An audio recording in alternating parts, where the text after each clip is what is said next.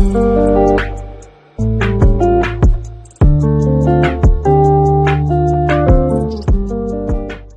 อสูงค่า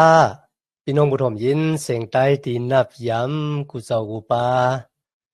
ย้ำหลีกตังสายลมอีกบาดังข่าวลุงแรงเปิงอยู่ที่สายลมเสปล่อยเสียงมาหอดแผ่วถึงพี่น้องเฮาขากว่าแทงวันหนึ่งเย้าค่ะอ้อย้อนหาตังหักแมตตะตังนิมสิมตังสมซื้อมนเปียวตีลูกตีถาวรพระผู้ยาวแม่และสูงสุดในค่ะ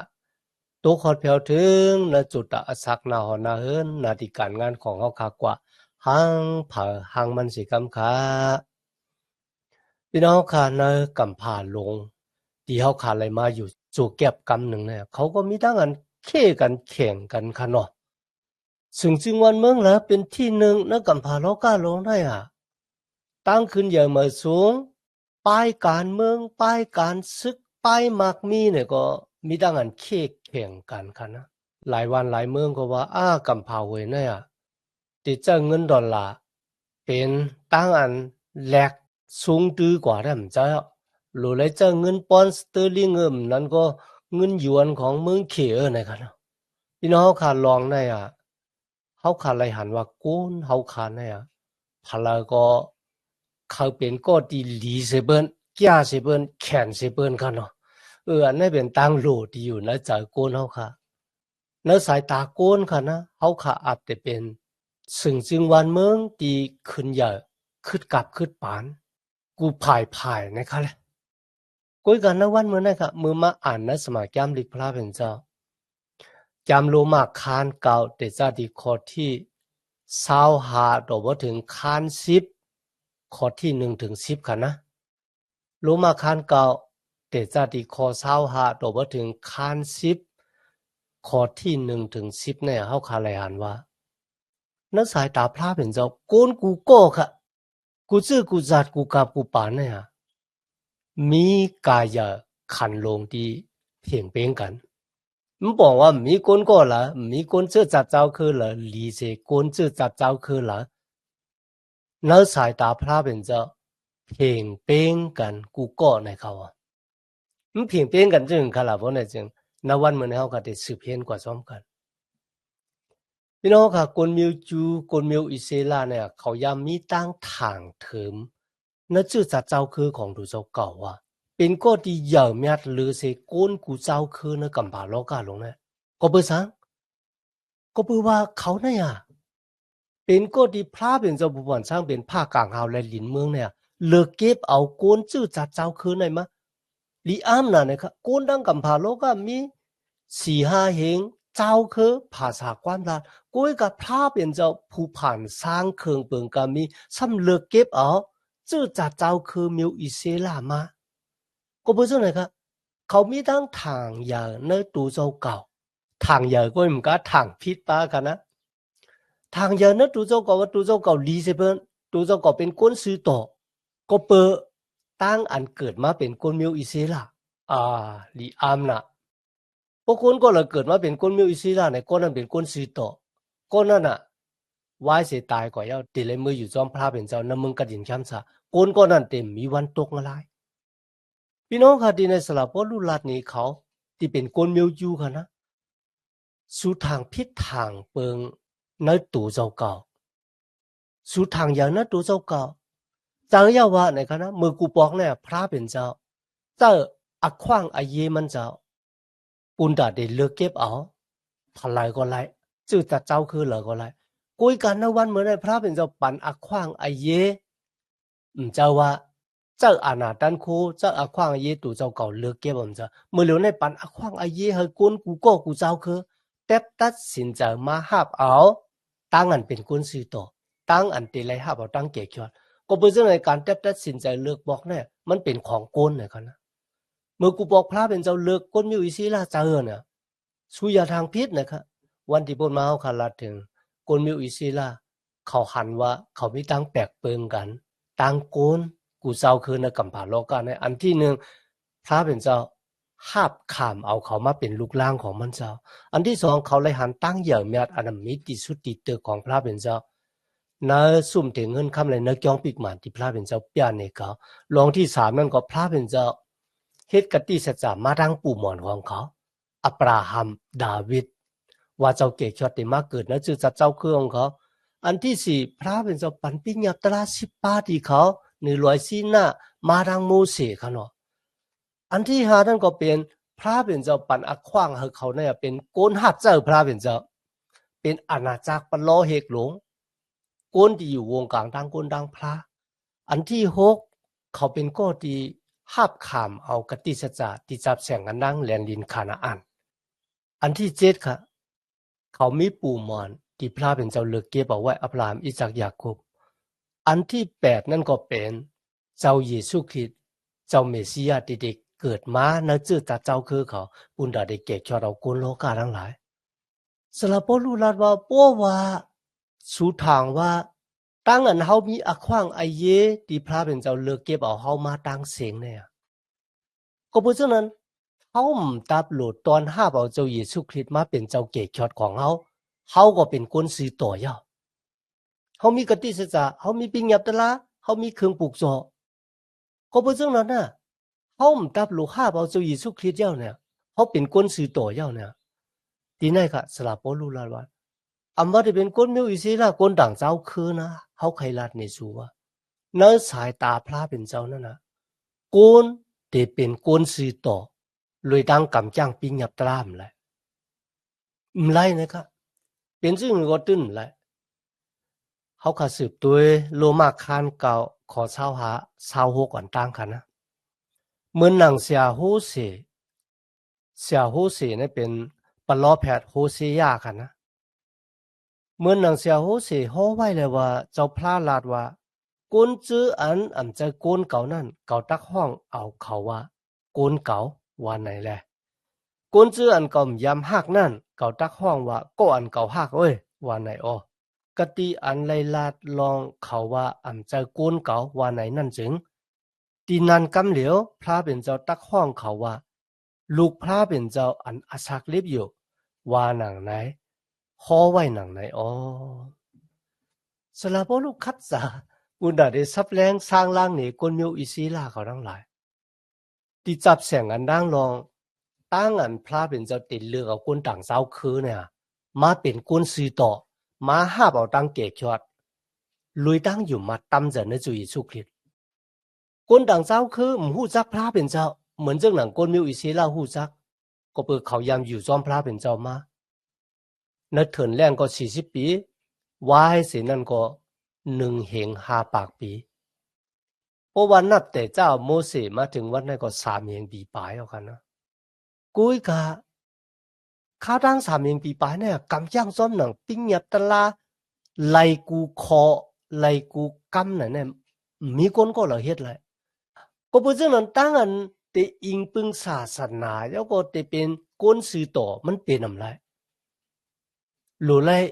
อยู่มาตั้มเจนในจุยสู้กันนานก้อยตีให้เขาเป็นคนสื่อต่อสลับพลูซับแรงสร้างล่างเนี่ยเขาคานาว่าพระเป็นเจ้าติดเลือกกับคนต่างเจ้าคือมาเป็นคนสื่อต่อลุยตั้งอยู่มาตั้มเจนในจุยสู้คริสจะ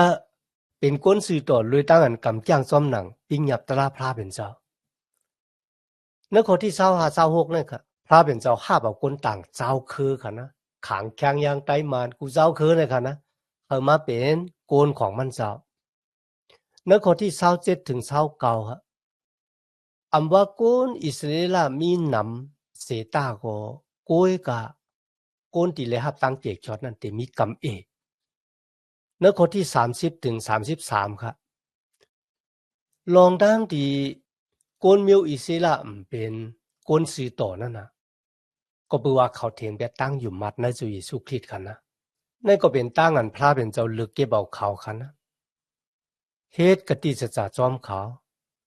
เลือกเขามาจอมหนังอันลูกของพระเป็นเจ้ามันจะเป็นผู้ปันโกนมิวอิสราก็เป็นเหมือนเจ้าหนังลินในคันนะกำในมาถึงตั้งอันพระเป็นเจ้าเลือกเก็บเอาคนต่างเจ้าคือเขามาเป็นคนสื่อต่อมันจะก็เปิดปิ้งหยับตะลาค่ะกุยกะลุยตั้งอยู่มาตั้มเจนในจุยสุคริตเฮ็ดให้โกนกูก่อค่ะว่าเจ้าคือเหรอ ที่เป็นก้นมดจังขาวซะย้อนพี่น้องเฮาค่ะอ่านนะแกมโฮเซคาน2ข้อ23นะครับแกมโฮเซคาน2ข้อ23อีกบาดังแกมโฮเซคาน1ข้อ10เขาพี่น้องค่ะสลาเปตรูหันจอมความปลอแพทย์โฮเซที่ไหลโฮท้าไว้ว่าพระเป็นเจ้าเลือกเก็บเอาก้นต่างเจ้าคือเฮามาเป็นลูกล่างของมันเจ้ากฎที่มันจอมย้ำหักมันเจ้าลาดว่าในเป็นลูกที่หักของเฮากฎที่มันจอมไหลเลือกเก็บมันเจ้าติเลือกเก็บสลาเปตูเลยแต้มไว้ใน1เปตูค้าน2ข้อที่9ถึง10ค่ะนะสุดังหลายเป็นชื่อจัดเจ้าคือที่พระเป็นเจ้าเลือกเก็บเอาไว้เป็นปลอเฮกหลงเป็นเจ้าคือก้นที่มดจังขาวซะเป็นเจ้าคือปุณตาพระเป็นเจ้ากันนานกวยปุณตาเฮาสุดังหลายออกก็ห้อหมอกละตั้งเหยื่อแมทของพระเป็นเจ้าดีไลห้องสุดังหลายมาห้องออกเสตั้งรับสิ่งมาตั้มไว้ในตั้งแรงอันลีอามของมันเจ้าเมื่อกูบอกสุดังหลายเป็นก้นต่างเจ้าคือโกยกับมือเหลียวเนี่ยสูเป็นก้นชื่อจัดเจ้าคือของพระเป็นเจ้าเมื่อก่อนสุดังหลายมันเลยฮับกะลุนาตั้งเอ็ดหลูโกยกับมือเหลียวเนี่ยสูเลยฮับตั้งเอ็ดหลูที่พระเป็นเจ้าสลาเปตรูก็ฮับขามจอมหนังความปลอแพทย์โฮเซไหลลาดไว้ค่ะนะตำหมันเจ้าข้านเก่าข้อ16ก็มีไว้ว่าปื้นในแลพระเป็นเจ้าเฮ็ดเกจูจอมหนังตั้งอ่างอานโกนอ่ำนั้นตั้งเฮ็ดโกนอ่ำจ้ามันเป็นจอมพระเป็นเจ้าเอ็ดหลูกวยอ๋อพระเป็นจอมเลยเฮ็ดจอมหนังตั้งอ่างอานตั้งเฮ็ดของโกนค่ะนะกวยกับมันเฮ็ดจอมหนังตั้งเอ็ดหลูของมันเจ้าโลมาคานเก่าข้อที่16ซ้ำขึ้นอย่างกำหนึ่งค่ะนะในข้อที่27ค่ะนะอิสยาห์เลยลาดว่าอำว่าก้นมิวอิสราแต่มีนำเหมือนเจ้าหนังเม็ดไซหิมนำปางหลายเสตาก็ก้นที่เลยหับตั้งเกกช็อตนั้นแต่มีนะที่ในสลับพอลูอ่างมาค่ะนะมีไว้ในอิสยาห์คัน10ข้อ22 23เขาพี่น้องค่ะในแกมเปียติก็มีไว้ว่าวันหนึ่งก้นมิวอิสราแต่เลยหับตั้งเกกช็อต140,000สื่อเฮงก็กันนานหนึ่งในกันนะที่พระเป็นเจ้าตอกจุมไว้เนี่ยอันนั้นก็หลู่ไลเห็นหู้สึกกว่าแทงว่าหมอกกันนานกุ้ยแต่ห้ามนั้นก็จะมีนำเลยเสียในค่ะนะเมื่อเขามาถึงข้อที่29ค่ะนะสลับพอรู้เลยเจอแก้มอิสยาห์คันหนึ่งข้อที่เก่ามาอ้างแทงเขามาอ้างว่าโอ้พระเป็นเจ้าผู้เหย่าเมียดในอำหรือไว้กวนมิวอิสราบ่ไหนเขาตั้งหลายติกกอยเหมือนจังหนังเมืองโซตุ่มเมืองโกโมลาอัลโลพี่น้องเฮาค่ะมันเป็นข้อความที่ลีโกแต่ว่าก็เบอสังก็เปิดโตหนังก้นชื่อจัดเจ้าคือที่พระเป็นเจ้าเลิกเก็บมาในค่ะนะตีเหมือนจังหนังเมืองโซตุ่มเมืองโกโมลาก็เบอสังค่ะล่ะ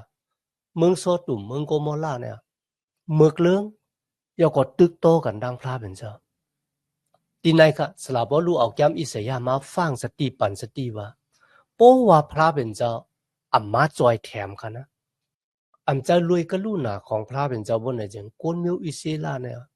ตื้อนำเหลือก็เพื่อสังก็เพื่อว่าเขาเทียงแบบเจ้าเก๋ยอดที่มาเกิดนะจื้อจะเจ้าคือของเขาในค่ะนะ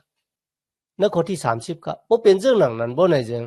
ก้นต่างเจ้าคือที่เขาสอขาตั้งสีโตก็เพื่อสังเขาซ้ำไล่หับตั้งสีโตในค่ะนะที่นั่นลาดสื่อความปลอแพทย์โฮเซมีไว้ว่าตั้งอันตีให้ก้นต่างเจ้าคือมาเป็นก้นสีโตมันเป็นอโลของพระเป็นเจ้ามันเป็นอโลของพระเป็นเจ้านะครับกุ้ยกาก้นมิวอิสราเขาซ้ำสอกหาตั้งสีโตลุยตั้งอันกำจ้างซ้อมหนังปิญญาตราโมเสพี่น้องครับมีวันบุญดาเดกำจ้างไลกูคอเฮ็ดให้ตัวเจ้าก็เป็นก้นสีโตนะมันเป็นความแล้วก็บ่สังค่ะก็บ่ปิญญาตราโมเสมีไว้มันจะปุนตาเดเฮากำจ้างแล้วก็เป็นก้นสีโตพระเป็นเจ้าปันปิญญามาดังโมเสเนี่ยอันมีก้นก็เราเฮ็ดไรค่ะนะก้นมิวจูเขาคัดจะเกียวจาเฮ็ดสร้างปุนดาตัวเจ้าเก่าที่เป็นก้นสีโต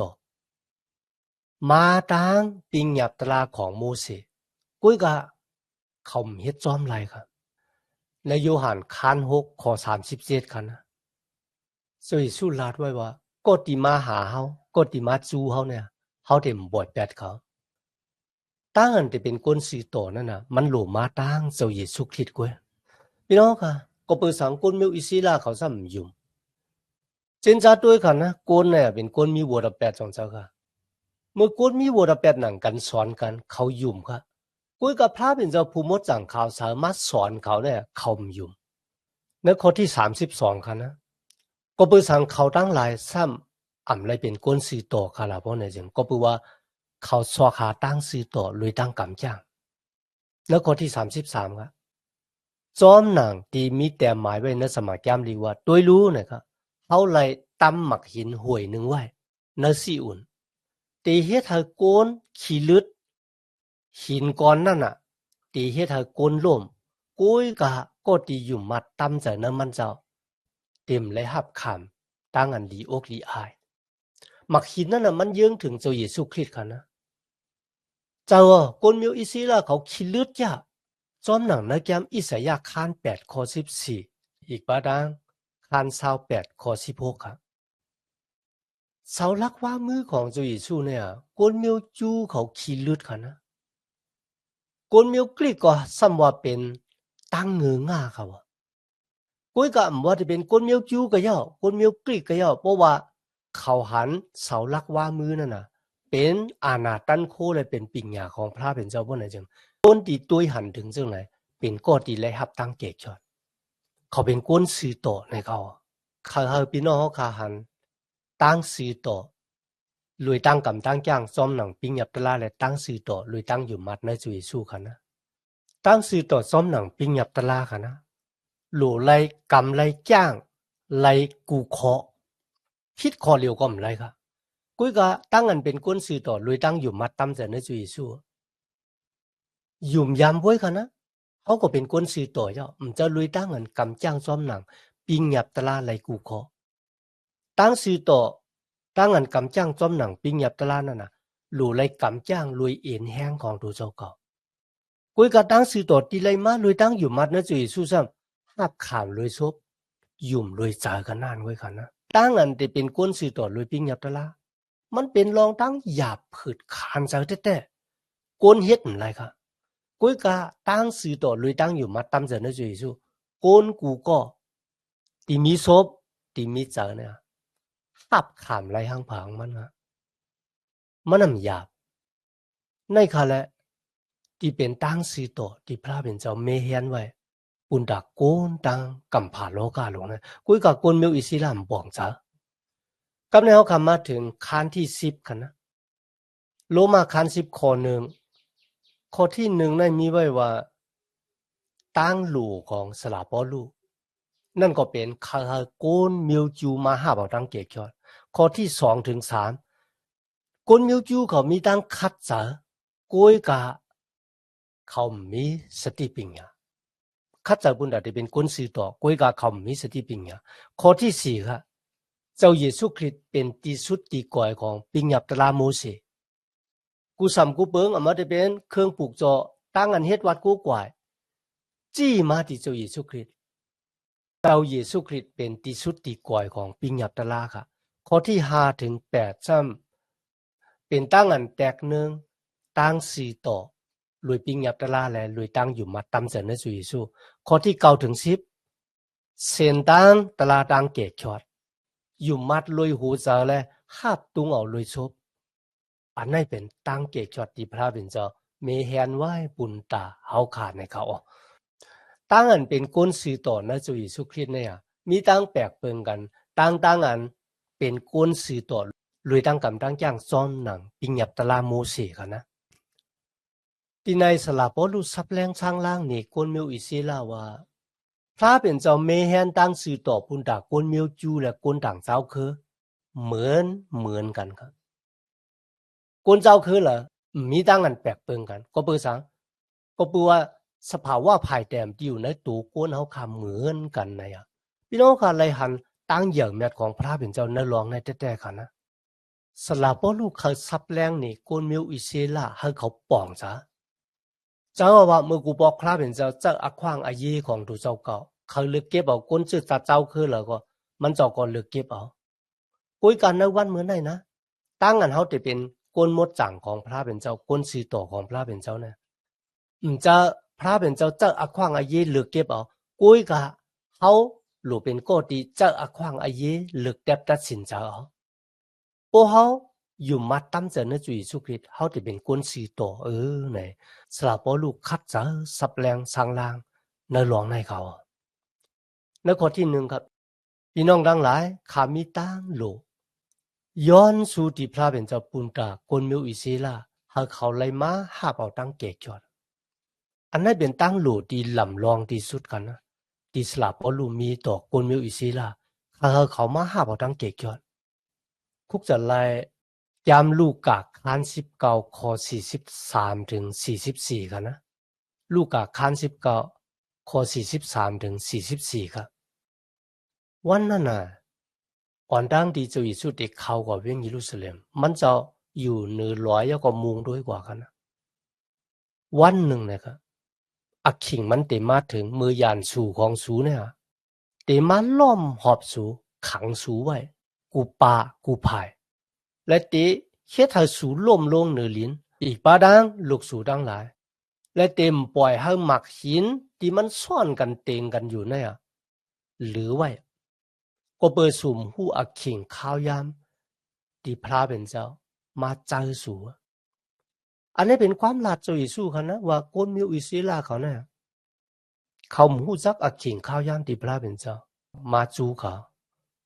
พี่น้องค่ะเจ้าแต่ค่ะว่าเจ้าเยซูสานขึ้นมือก่อนเมืองกลางเรา70 ปีอาโลเวงเยรูซาเล็มห้ามกว่าตั้งเสียง1 เหง8 ปากปีอะพี่น้องวายเสีย1 เหง8 ปากปีวายลื่นซึกกำผาปอกที่2อิสราเอลจังไกไลขึ้นเมื่อกอดต่างปกต่างสึงจึงวันเมืองของเขาก็เพื่อเขาเทียงเป็ดลูกเจ้าคันนะเขาถามว่าเขาจะเป็นก้นสื่อต่อลุยปิ้งหยับตลาโมเสเขาถางเจ้าหนังนั้นก็เพื่อเจ้าหนังนั้นในวันเมื่อในคณะว่าเขาขึ้นไหวปอกมากขึ้นก็เย้าค่ะสึงจึงวันเมืองที่ล้อมหอบเขาซีเรียเลบานอนจอร์แดนปาเลสไตน์พร้อมอยู่ตาเสปุนดาเดถอนเขาออกเนื้อหนังลินกติสจาของเขาคันนะจอมหนังที่เอาคาไหลหันในวันเมื่อในมีปางตึกปอยตึกล้อมหอบเขาไว้พี่น้องค่ะโกนหวานกวนมึงมีตังจมชื่อมนเปียวเอ็ดก็เพื่อสังก็เพื่อว่าเขาหันอักขิงข้าวยามดีเจ้าเกจอดลงมาในกำผาโลกะอักขิงข้าวยามดีเจ้าเกจอดเกิดมาจอมหนังปิงหยับตลาพระเป็นเจ้าเลยมักคานเอาไว้ที่ไหนค่ะเฮาเลยหันตั้งลำลองมีอยู่3ลองค่ะลองที่1ค่ะนะคนมิวอิเซลาอำไลหับตั้งเกจอดก็เปือตั้งอันเขามีศาสนานั่นน่ะจอยให้คนมิวอิเซลาไลหับตั้งเกจอดเนี่ยสลับปอรู้เลยแต่ไม่นะโลมาคานเก่าข้อที่4ข้อที่5ค่ะนะโลมาคานเก่าข้อที่4ข้อที่5เขาได้เป็นกวนมิวอิซีแลเลยขามเป็นลูกล้างพระเป็นเจ้าเลยขามเอามวยหมุนพุงมันเจ้าเลยขามเอาปฏิเงียนตลาเลยขามเอาปิ้งยับตลาเจ้าตั้งหลายเลยขามเอาปิ้งยับตลาเจ้าเลยขามเอาตั้งอันกู้กว่าเจ้าพลาแลเลยขามเอาความกติมันเจ้าซื้อนั่นอ้อเขาเลยเป็นจื้อคืออันสืบลงมากติปูหมอนปนมิวเหแปลเขาเสแลจอมหนังกติมีไว้นั่นตัวเจ้าคริสมากขามเอาจากตีโกนป่อมากันนะจื้อคือเขาอ้อเฮาพระเป็นเจ้าอันอุปเปิงกันเนกูจื้อกูเปิงนั้นมีมังกลาดังลีตาเสอัมตาเสกำลอยอาเมนสลับปอลูคาลาดเนเขาลองที่1คนมิวอิสลามเลยหับตั้งเกจอดอำว่าเขาได้มีศาสนาเสตาก็ตื่นเต็มเลยหับโลมาคานเก่าข้อ4ข้อ5ค่ะนะปองว่าจังกันล่ะปองว่ากำเคงเนื้อภายศาสนากุยกาย่างไรตกซุ่มอยู่ในคันนะเปิดสังกัดละบ่เนี่ยจังคนมิวจูมีศาสนากุยกาศาสนานั่นน่ะไรเฮ็ดให้เขาเป็นคนสิโตเขาไล่อักขวางไอเยหน้าเลยเสคนกูเจ้าคือกุยกาวันหนึ่งเขาก็ยังติเลยตกซุ่มอยู่อันที่2ครับ คนมิวอิสลามหมอฮับเอาตั้งเกจอดเพราะว่าคนมิวอิสลามหมอฮับเอาตั้งเกจอดสลับบ่รู้ก็ติมสุดตองป้าเขาค่ะนะตีแน่สลับบ่รู้ยังสุดตองป้าคนมิวอิสลามอยู่ก็บ่ตั้งเกจอดนะจุยสู้เนี่ยอำว่าคนที่อยู่ในห้วยในร้อยคนกินคนว่าคนเจ้าคือละเสียมว่ามีควางมาฮับเอาก็บ่จึงนั้นค่ะคนมิวอิสลามก็หมอมาฮับเอาตั้งเกจอดลุยตั้งอยู่มัดตำเจนะจุยสู้เหมือนกันดังเปิ้นลองที่3ค่ะนะคนมิวอิสลามก็เหมือนกันดังคนต่างเจ้าคือในสายตาพระเป็นเจ้ารู้มาคาน3ข้อ23ค่ะคนกูก็นะเป็นคนมีวัวระแปดคนกูก็เป็นคนมีวัวระแปดเสลลู่อยู่ต่อหน้าพระเป็นเจ้าค่ะก็เป็นจังนั้นค่ะมีคนชื่อจัดเจ้าคือเหรอที่ว่าฮักยาหรือสัวฮักแขนหรือสัวเนี่ยมีค่ะว่าคนนั้นได้มีอาสางตันสูงมอกะก็ยาวค่ะนะคนกูก็มีดังแปลกเปิงกันเหมือนกันเป็นคนมีวัวระแปดสืบมาในสายเลือดวัวระแปดมีสภาวะภายแต้มในจุดตาอาสางและซาดานมานัดอุปเปิงวันหนึ่งก็ตักเลยกว่าขามตามวัวระแปดห่างผาห่างมันสลับพอรู้ว่าคนมิวจูก็เหมือนกันคนต่างเจ้าคือก็เหมือนกันกุยกะในวันเหมือนได้เพราะว่าเขาขาดตัดสินใจมาหาบ่จุยสู้บ่ได้จังเขาขาเป็นคนสิโตเขาขาไล่หับตั้งเกจอดอามานการเป็นในวันเหมือนได้ค่ะเพราะว่าจุดตาสักตานคนก็เลยมีเจ้าคลิดกันนะคนก็นั้นเป็นคนมีวัวระแปดคนก็นั้นก็ยังอาศักลิบอยู่ในวัวระแปดเลยวันลื่นสุดกดตกงลายสลับพอรู้ซับแรงทางล่างนี่คนมีคิวจังไหนแต่ๆกันนะขาดตลาดังเกกฉลองพระเป็นเจ้าไล่ห้อหมอกลาดนี่คนมีจวนดังเจอเจ้าก็ปอกบอกเป็นมาในเกกางคนมีจวนดังกันนะในข้อที่2ครับข้าคำซักเสว่าเขามีตั้งขัดเจอเกียวจาหับเจอหับท่ามนาการพระเป็นเจ้ากุยกะจะลุยสติปิญญาแต่เขาสติปัญญาของโกนค่ะนะปุณดาเดขึ้นมือกว่าเมืองกลางหาวนั่นนะมันแปลกเปิงกันตั้งพระเป็นเจ้าเหมือนเจ้านะวันเหมือนนี่ครับโกนกูก็หันว่าตั้งตายในเสาลักว่ามือนั่นนะเป็นตั้งกลิ่นว่าของพระเป็นเจ้าคุยกับโบราณว่าพี่น้องมาอ่านสมาแก้มดิกด้วยแลเงาหักมันเป็นจริงหือขอไว้อันตั้งเนี่ยว่าเจ้าเยซูเจ้าคริสต์เจ้าเมสสิยาเจ้าเกศเดมาตายจังไหนเนี่ยมีเผอป้าจ๋าคุยกับกว่าป้าจ๋าอยู่ในเสาลักว่ามือนั่นนะว่าสิตาย要3วันลูกกระทั่งตายขึ้นดิมาอันนี้ก็ซ้ำป้าเจอแท้อ้างเป็นความอะไรแท้เนี่ยก็เป็นเรื่องนั้นครับสติปัญญาของโกนนะที่ป้าโกนมาหับตั้งเกจอดเนี่ยมันเป็นความแล้วเป็นไรเมียเหลียวนั่นก็ลุยตั้งอยู่มาตามเจอในจุยสู้ยก็มีตั้งศึกซ้ำจำเจออันดีต้อมจุยสู้นั่นก็ที่เป็นรองลำรองอายุเยอะที่สุดนะครับในข้อที่3ครับก็เป็นสังคมยูจูอำไรหับตั้งเกจอดเนี่ยที่ไหนว่าก็เปิดเขาหูจักตั้งสื่อต่อของพระเป็นเจ้าเมื่อเขาหูจักตั้งสื่อต่อของพระเป็นเจ้าเขาก็คัดจากเกี่ยวจะลุยอินแห้งของตัวเจ้าก็พุ่นดาที่เป็นก้นสื่อต่อเขาหับขำเอาตั้งสื่อต่อของพระเป็นเจ้าจากแต่ค่ะคนมิวอิสลาเขาหับขำเอาตั้งสื่อต่อของพระเป็นเจ้าในจุยสุคริตในวันเหมือนในคนนั่งหลายที่เข่งศาสนานะคนเจอในก็หับเอาตั้งสื่อต่อของพระเป็นเจ้าในข้อที่4ในสลับพอรู้ซับแรงสร้างล่างนี้ลีแต่ว่าก็เปิดว่าเจ้าคริสต์เป็นที่สุดที่ก่อยของปิญญับตราโมเสและปิญญับตราดังเสียงปุนตาหายโกนกูก็ที่มีตั้งอยู่มาดเลยหับขามเป็นโกนสีโต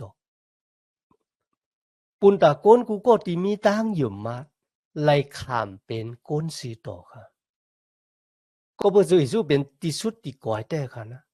จุยสู้เลยลาดไว้ที่คนมิวอิสลาค่ะนะมัดแถกคานเก่าข้อ16ค่ะเนาะเฮาเลยปาพามาแผ่นมามาบุญดาได้กุพาเก่าแผ่นเก่ากุยก็เฮาปาพามาพามาแผ่นมาเนี่ยมันเป็นชื่อมามันเป็นตั้งชื่อต่อของพระเป็นเจ้าปุณดาได้มานุงห่มบรรสูเนี่ยค่ะเอาตั้งชื่อต่อเฮาเนี่ยมานุงห่มเฮาเป็นตั้งชื่อต่อของสูในค่ะนะก็บ่ปิงญาตราโมเสในค่ะนะพระเป็นเจ้าปันไว้ปุณดาเฮาปาโกนมาฮอดแผ่วถึงจุยสุเฮ็ด ก็บ่จังไหนครับตั้งสื่อต่อที่เฮาไล่มาเลยตั้งกำจ้างเอ็นแห้งของเฮาเนี่ยกวัดแตกเนื่องตึงกันตั้งสื่อต่อที่พระเป็นเจ้ามีแฮนไว้เนื่องสู่เยซูคริสต์เนี่ยมันแตกตึงเนื่องกันนำได้ในข้อที่6ค่ะนะข้อนี้ก็เอาที่ปิ้งยับตะลาคาน30ข้อ11 14เขาโมเสสลาดว่า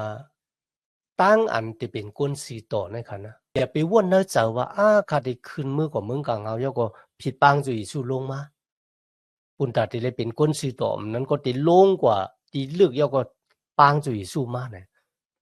โอ้รู้ลาดว่าตั้งอันเฮาที่เป็นก้นสื่อต่อเนี่ยมันอยู่ที่เฮาเนี่ยอยู่จำเฮาเนี่ยนะคะนะมันน่ะตาบลูกว่าที่ละนะคะเหมือนเจิงวางก็เนี่ยข้าโลเฮ็ดจังไหนแทงหลูกำจ้างจังไหนหลูจังไหนบุญตาคาติเลยครับตั้งเกยอดที่ไหนค่ะสลาโปลูเอาในปิงหยับตลาที่โมเสสไล่เตรียมไว้คาน30ข้อ11ถึง14ตั้งอันที่เป็นก้นสื่อต่อเนี่ยหาบตุงเอารวยซบว่าเจ้าเยซูเป็นพระเป็นเจ้ายุ่มเนอะเจ้าว่าพระเป็นเจ้าเฮาเจ้าเยซูลูกกำลังตายขึ้นที่มากันน่ายกวยสู่ไล่เป็นก้นสื่อต่อยาวจะเอาอาสร้างอาตานจะเอาตั้งกำตั้งจ้างจะเอาตั้งหลู่ตั้งต้านของเฮามาปุนตาได้เป็นก้นสื่อต่อพระเป็นเจ้าปันตั้งสื่อต่อที่เมตตาเพ่งมีเพิ่มมีซบมีเพิ่มมีจ๋าเอาลองตั้งดีเฮามีมาหาเอาตั้งเกจอดลุยตั้งยุ่มมาตั้มเจนในจุยสู้หาบตุงเอาลุยซบยุ่มลุยจ๋ากันนั่นพี่น้องค่ะตั้งเกจอดของพระเป็นเจ้าเนี่ยมันสื่อต่อลีน่ะเนี่ยสลับลูกคัดจะสับแรงสร้างล่างนี่เขาในข้อที่9ข้อที่10ในกันนะหรือสินั้นเหมือนกันนะวันเหมือนในกันนะตั้งหลาดและตั้งเฮ็ดเนี่ยมันโลกกว่าซ้อมกันมันจับแสงกันเกี่ยวข้องกันกันนะเพราะว่าเฮาขาดลาดว่าเฮาอยู่มาตั้มใจในจุยสู้กุ้ยกับอาศักตานตั้งกับตั้งจ้างเฮาเนี่ยมันเหมือนกันดังจุยสู้เนี่ยอยากกุบคัน2ข้อที่20อะไรล่ะว่าตั้งยุ่มติมมีตั้งกับจ้างซ้อมนั่นก็มีอากิวเป็นอากิวสังเสมิยวในเขาก็เบอจุยสู้ยามลาดเหมือนกันค่ะสู่ทั้งหลายเนี่ยยกยองโยเฮาลุยซบกุ้ยกับใจของสู่เนี่ยห่างไกลกันดังเฮาก็เบอจังนั้นค่ะใจเนี่ยเป็นกูสำกูเปิงเนอะสากของโกนเฮาขาคันนะเพราะนั้นยามมีโกนหลายก็เขาว่าเขาอยู่มาตั้มเจอในจุยสู้เขาหัดลาดออกมานั่นรู้นะอันนั้นก็เป็นตั้งกูจุยสู้ก็ลาดอยู่กันนะพวกกุนก็ละตอน5เฮาต่อหน้ากุนเฮาติดตอน5เขาต่อหน้าตะมานกลางเฮาพวกเขาเถียงแบดเฮาต่อหน้ากุนเฮาก็ติดเถียงแบดเขาต่อหน้าตะมานกลางเฮาก็บ่จังนั้นนะวันมันได้ค่ะเฮาค่ะหลู่ละย้อนตั้งหัดหันที่วิญญาณหมดจังพระเป็นเจ้าปุณดาได้จุกมันเคิงอยู่ในเจ้าเยซูคริสต์เจ้าเยซูคริสต์เป็นที่สุดที่ก่อยของปิงยับตะลามันจะว่าตายอยู่ในสลอกว่ามือกันนานกว่าเมื่อทนถึง3วันมันเจ้าลูกกระดังตายขึ้นดิบมาและอาศักลิบอยู่ลอยจอมเฮาค่ะลอยวิ่งเงินหมดจังของมันเจ้ามีดังนั้นต่างเจจูพระเป็นเจ้าในวันเหมือนนั้นค่ะเฮาค่ะเป็นก้นสีต่อลอยตั้งอยู่มัดตำแสนในจุยสู้เขามันจะลอยตั้งกำตั้งจ้างมันจะลอยปิงยับตะลาโอ้ยกะลอยเกสู่ตะลาในตั้งอยู่มัดเจ้าเยซูคริสต์กุ้ยเขาย้อนหาตั้งหักเมตตาตั้งนินจาตั้งสวมซื้อมนเปียวตีลูกตีเท่าลาพระเป็นเจ้าเฮาขามาแต่อยู่ในหูเจ้าเฮาขากว่าหังผ่าหังมันสิกรรมค่ะมาสุงคา